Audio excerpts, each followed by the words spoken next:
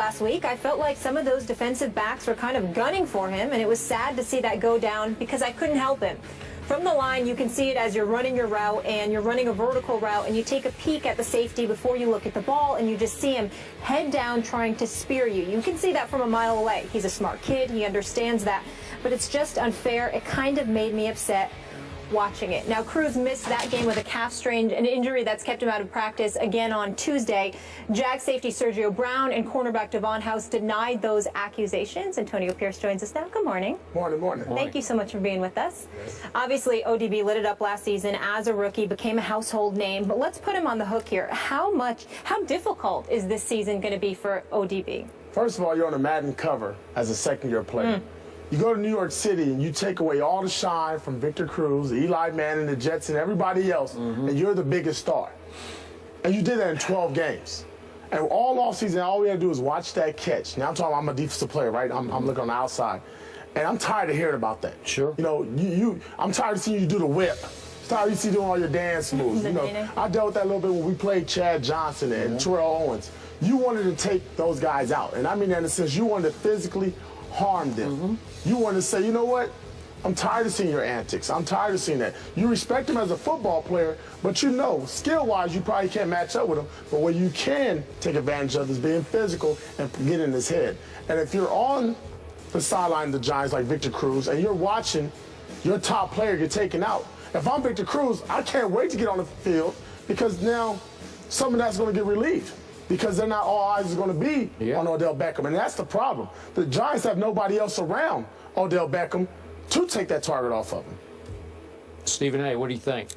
Well, listen, first of all, let's give the players for the Jaguars the benefit of the doubt.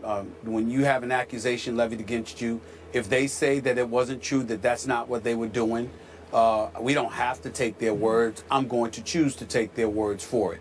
What I would say to you is that I also think about the NFL and the focus that they have on avoiding headshots and how guys are getting penalized for that kind of stuff. And it really bothers me because for me, I have absolutely positively no problem with a defensive player targeting other players if you're trying to cave their chest in, if you're trying to, to put them on their backside, but not end their careers or not end their seasons. You see what I'm saying? There's a difference to me. And Antonio, you played, I didn't, particularly on this level. You would know better than me. So I'm not really debating it, just giving my point, and I'm open to being corrected. All I'm saying is the word spear, when I think about that, I think about guys targeting low. And I think there's no excuse for that.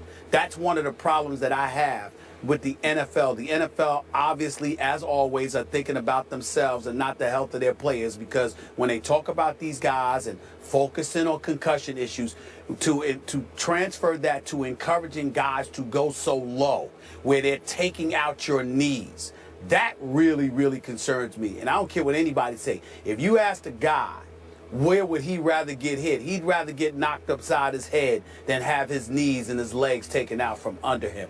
I just wish the NFL focused on low just as much as they focus on high. But if a guy is just targeting a receiver and you're waiting for him to come over the middle, even if he ain't looking, and you give him a shot in that midsection area, the neck to the waist, and you cave that brother's chest in and you're targeting him at every turn, I have no problem with that. That's big boy rules. Odell Beckham Jr., Victor Cruz, and all of the receivers in between should man up and deal with that. But I got a problem if you're hitting too high, and obviously if you're hitting too low. That's just me. I want to go back and expand upon Antonio's early strong points that you made. This is New York City, and this young man, off one all-time great catch, just was launched into the biggest, brightest spotlight maybe on earth. Gotten, what, 4 different national TV commercials out of it after his rookie year, in which, as you point out, he only played 12 games. I think it's going to be a struggle for him this year. I think he's going to have to get his feet back on the ground and figure out how this game works, because he's not just going to be targeted by Eli Manning, as you said, and I don't mean this in a dirty way. He's going to be a target of every secondary and every linebacking core. They just are. He talks big. One DB told me in the offseason he's a big trash talk. He really likes to talk because he really likes to back it up. But you know how that works. Yep. You better be able to back it up. So I think he's in for a little bit of a struggle this year, a grind. Hey, guys, the only thing I want to add is this. The catch was sensational. But this guy in 12 games did more than catch one pass. 91 receptions, 1,305 yards in 12 games. That's not one reception. That's a brother that came onto the scene and has proven he can ball. And you're going to have to deal with him because he's clearly capable of dealing with you. Odell Beckham Jr. is a big-time young receiver, and he's put the NFL world on notice that he has arrived. Now they're dealing with him. But it ain't because of one catch. The one catch may have helped him get the endorsements, but it's also the other 90 catches had a lot to do with it in the 1,305 receiving yards in your rookie year in 12 games, 4 games shy of a full season. You know how many yards this brother could have accumulated over the course of 4 games? I can't ignore that.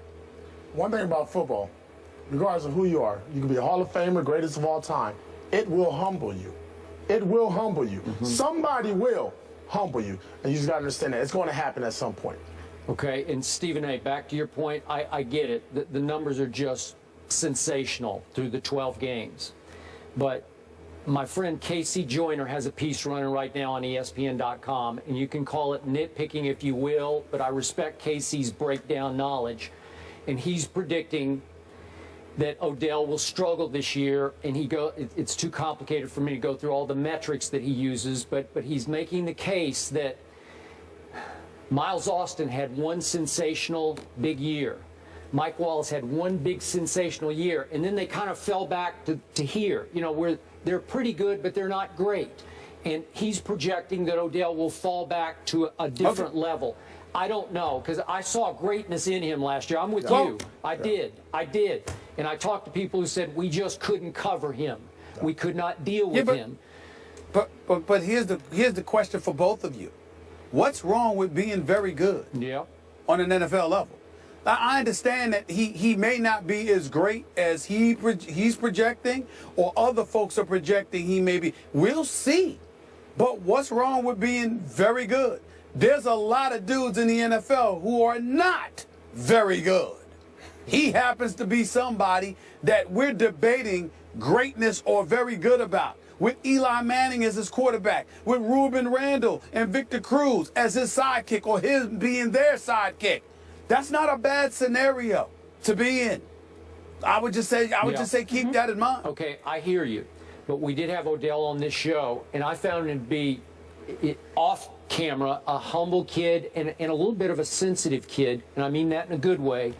And if it doesn't go quite right, the humbling effect it's going to hit him hard because all he knows is sensational success so far in this league. Wait a minute. But that's part of greatness. What about New York, real quick, Steve? What about New York? In New York, when you're on top of the world, you're on top of the world. And you know real quick, they'll drop your legs from underneath you. I'm talking about the media and everybody surrounding you. From being the first in line to the end of the line, it can happen real quick.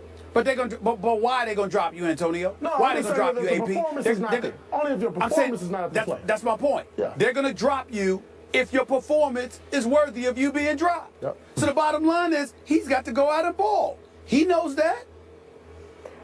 I have a silver lining for New York fans. I know you talked about the Madden curse. 11 players on Madden ended up with injuries or production dropping. But how about this? The 2 receivers, Larry Fitzgerald and Calvin Johnson, who are both on Madden, they had a increase in production the 2 years they were on. So for wide receivers, if we're going to believe in curses there.